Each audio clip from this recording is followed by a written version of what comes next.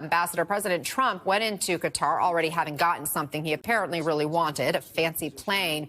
Plus, he and his family, we know, have major business interests in Qatar.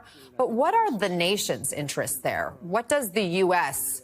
get out of anything potentially in terms of its relationship with Qatar and what they might offer America? Well, it's a lot of aggravation for the American public. First of all, on the downside, Qatar has been hosting for many years the Hamas political leadership and has provided an enormous amount of money to that terrorist organization, notwithstanding American protests to the contrary. Also, it has been a supporting country of the Taliban.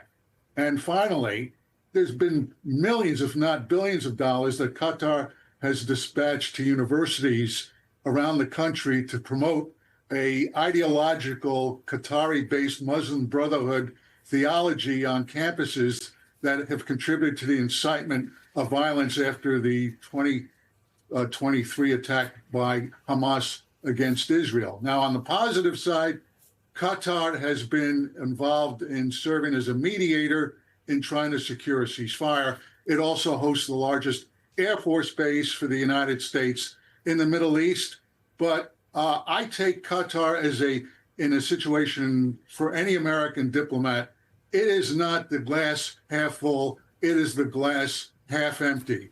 It is constantly trying to buy, not just from the president, but from the American people influence, mostly to the bad, not to the good. Ben, I'm told that the president just called the emir of Qatar a tall, handsome guy as part of those remarks as we watch them now get up from the desk and move on to whatever's next on the president's agenda. And so I'm wondering what you're thinking watching all of this, Ben. What could Qatar be seeking in return from the U.S. on this trip after giving the president a jet, after being called tall and handsome?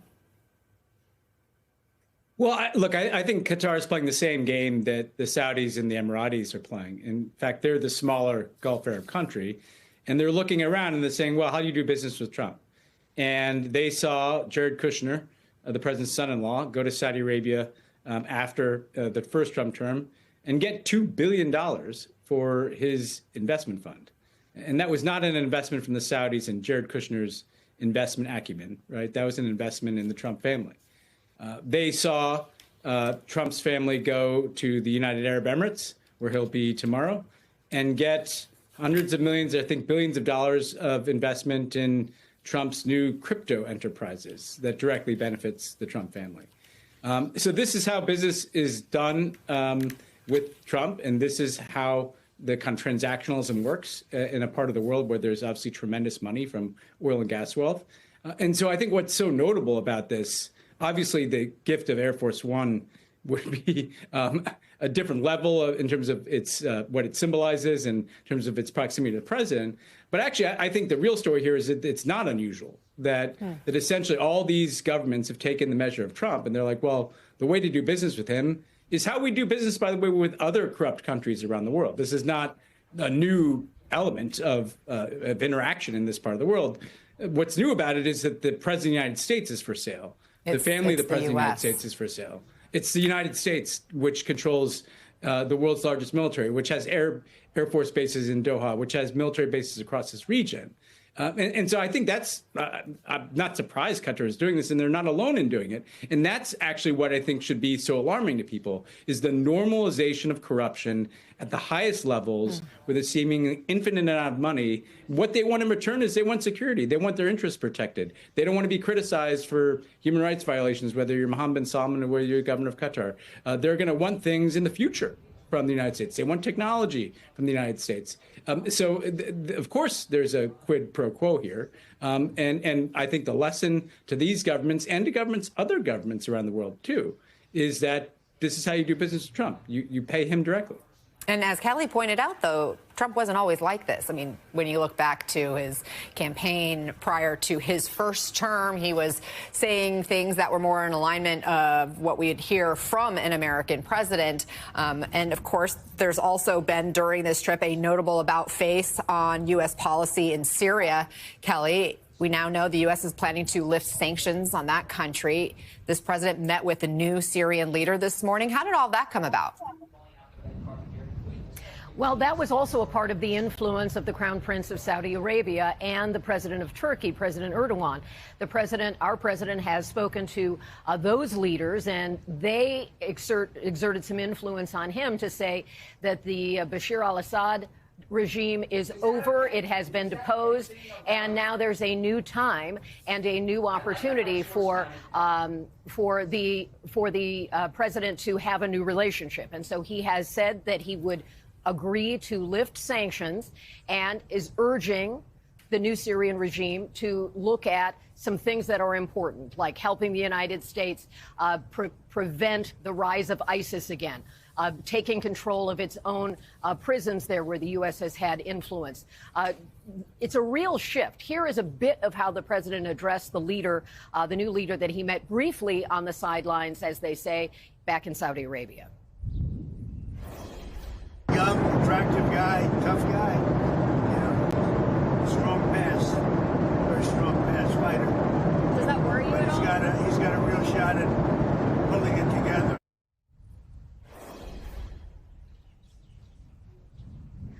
A little difficult to hear there, at least it was for me, but he was describing the leader and talking about him as having an attractive future, being an attractive young man. And so that gives you a sense, again, of the personal quotient that President Trump puts into all of these relationships.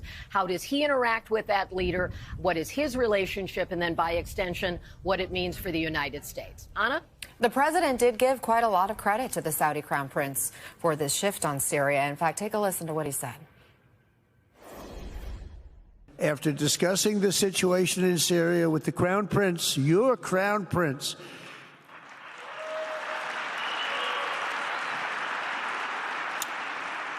and also with President Erdogan of Turkey, who called me the other day, I will be ordering the cessation of sanctions against Syria in order to give them a chance at greatness. Oh, what I do for the Crown Prince. Ambassador, your reaction. What kind of influence might MBS have had? Well, complete influence on this. This was not in the cards before this trip began, and there's no doubt this was the type of quid pro quo. MBS wants to see, along with other Arab states, major efforts to try to reconcile the situation in Syria to avoid another Islamist upheaval in the country. And this is the best chance for those of us who follow the Middle East to give al-Shar the chance that he needs and getting a boost from the United States, because it's not just the United States, but it's also the European Union that is also lifting sanctions. So he's getting a good dose of support from the Arab world, the United States, and Western Europe, and it's in our best interest to see him succeed. So if it is in the U.S. best interest, it's still, how do you square that then with the past, with this new president, Ahmed al-Shara, who not long ago the U.S. had a $10 million bounty on? He fought against the U.S. as a bona fide member of al-Qaeda in Iraq. Do you see any risks to this shift in policy involving Syria, Ben? Yeah, there are risks, but look, I'm going to say this is the right call. I don't think that it was necessarily arrived at after careful consideration. The reality is the risks are if he ends up being an extremist leader, you can put those sanctions back on. Having them in place when they were put in place to deal with Assad, having those sanctions in place would make it impossible for Syria to rebuild, impossible for anybody to invest $1 in that country, impossible for people who are Syrians who are in places like Europe who want to go home to get back there. So I think you have to try this. So I support this. The question, though, is how do you make decisions in the White House? And the message that Trump is broadcasting, he's saying, like, I wasn't going to do this, and then MBS told me to do it. That's the problem. The problem is you should have a National Security Council and a U.S. government that makes a process set up to make a decision like this. You don't tell the world, I'm doing this because this person who controls trillions of dollars of wealth just asked me to, and of course I'm going to do what he says. That's the wrong way to announce what I think is the right decision in this case. Ben Rhodes, Ambassador Marc Ginsberg, thank you so much for your expertise, for sharing your knowledge of the region and these matters with us. Kelly O'Donnell, thank you for the reporting.